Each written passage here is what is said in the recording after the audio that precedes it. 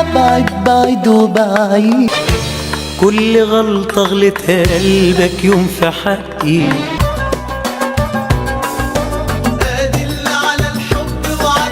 إذا كنت تعرف الشيء المشترك بين التلات أغاني دول اسكيب الفيديو، لو متعرفش كمل معايا. كملت هديك هنت كمان.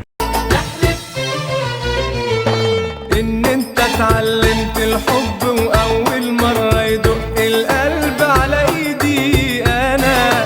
طب بص، كل الأغاني اللي سمعتها واللي هتسمعها مشتركين في نفس المؤلف. اجهز بقى عشان اللي جاي تقطيع شرايين. تامر عاشور بالنسبة له مصطفى غريب.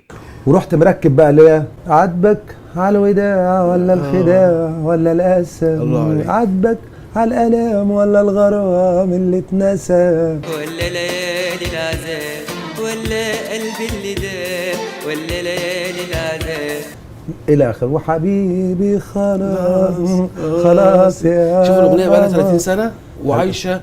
30 سنة انت سامع الرقم ولسه عايشة. بلاش، هقولك على حاجة. ألبوم عودوني كان عمرو دياب قفل الماستر وفتحه تاني عشان الملاك البريء. مفيش وحدايه كده كانوا بيعملوا الماستر يقفلوا الالبوم.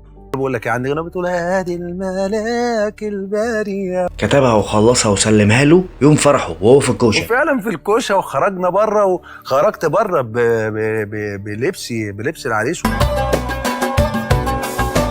ادي يا قلبي وادي يا عيني حق عمر اللي اديته سنيني. ووعدني انك في بعد عنك هتفتكرني. لو عشت تاني مع حب تاني خليك فاكرني، خليك حبيبي من غير ما نجرح بعضنا، خليك حبيبي حتى وانت مش هنا. بلاش نضيع ذكرى حلوة في قلبنا، بلاش نضيع ذكرى حلوة في قلبنا. محمد فؤاد في صحبة السعادة جاب الخلاصة وقال كل اللي أنا عايز أقوله، وقال كلمتين في الآخر يا ريت تمنشنوا لمصطفى كامل عشان يسمعها. الحب الحقيقي دي بهدلت الدنيا برضو. انا عندي شغف ان يرجع يكتب.